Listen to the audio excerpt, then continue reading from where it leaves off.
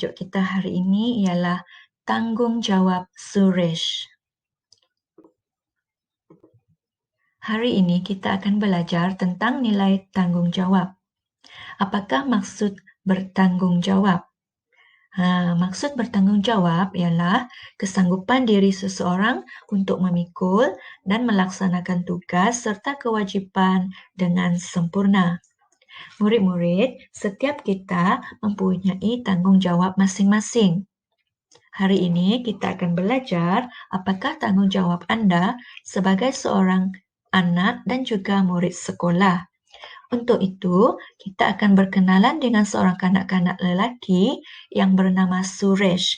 Dia akan menunjukkan kepada kita apakah tanggungjawabnya sebagai seorang anak dan juga seorang murid sekolah. Jika murid-murid ada buku teks, murid-murid boleh buka pada muka surat 11. Murid-murid akan jumpa gambar seperti ini. Itu ialah Suresh.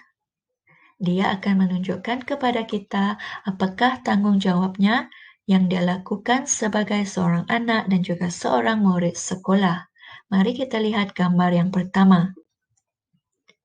Apakah yang sedang Suresh lakukan? Ya, dia sedang mengemas katil. Suresh melakukan tugas ini setiap pagi. Dia akan melipat selimut, mengemas cadar, dan menyusun bantal. Adakah murid-murid juga melakukan perkara ini?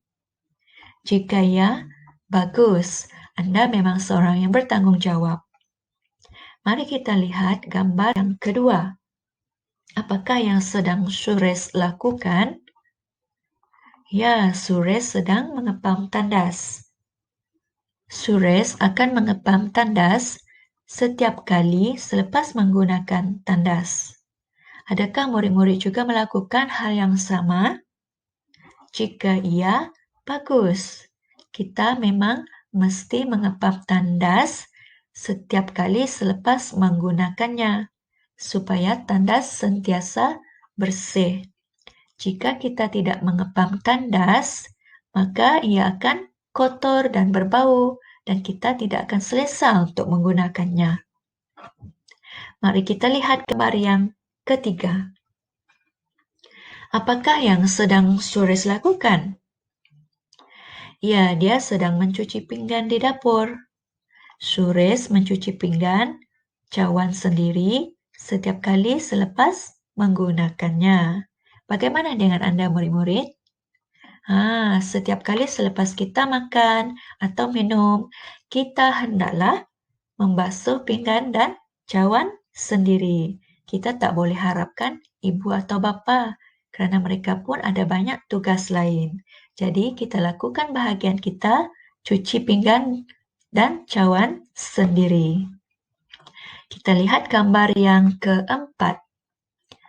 Apakah yang sedang Suresh buat?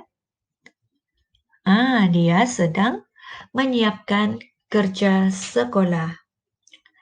Adakah murid-murid juga membuat kerja sekolah di rumah? Jika ya, bagus.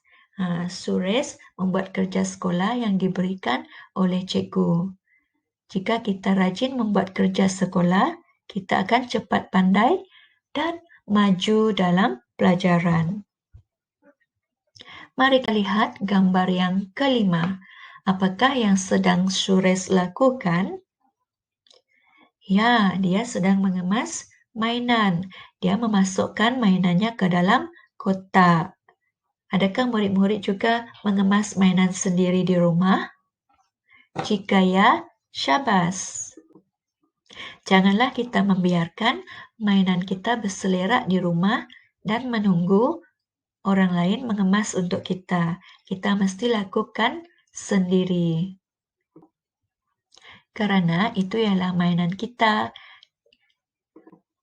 Jika kita tak jaga, kita tak kemas, barang-barang itu akan rosak ataupun hilang. Seterusnya gambar yang keenam. Apakah yang sedang Suresh lakukan? Dia sedang menyusun kasut pada rak kasut. Dia baru sampai ke rumah Dia baru balik sekolah dan apabila tiba di rumah, dia akan membuka kasut dan terus meletakkannya pada rak kasut. Adakah murid-murid juga melakukan hal seperti ini? Jika ya, bagus, Anda memang bertanggung jawab. Murid-murid, apabila kita tiba di rumah, janganlah membiarkan selepar atau kasut kita berselerak. Nanti keadaan di depan pintu rumah kita menjadi tidak kemas. Susunlah selipar ataupun kasut sendiri. Ini juga akan meringankan beban tugas ibu bapa kita. Begitulah tadi 6 tugas dan tanggung jawab yang Suresh tunjukkan sebagai contoh kepada kita.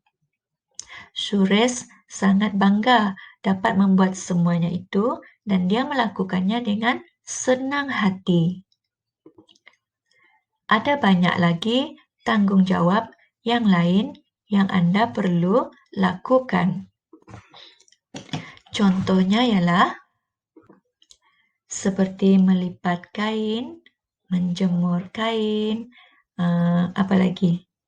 Membasuh kasut ataupun stokin sendiri, menyusun buku untuk ke sekolah,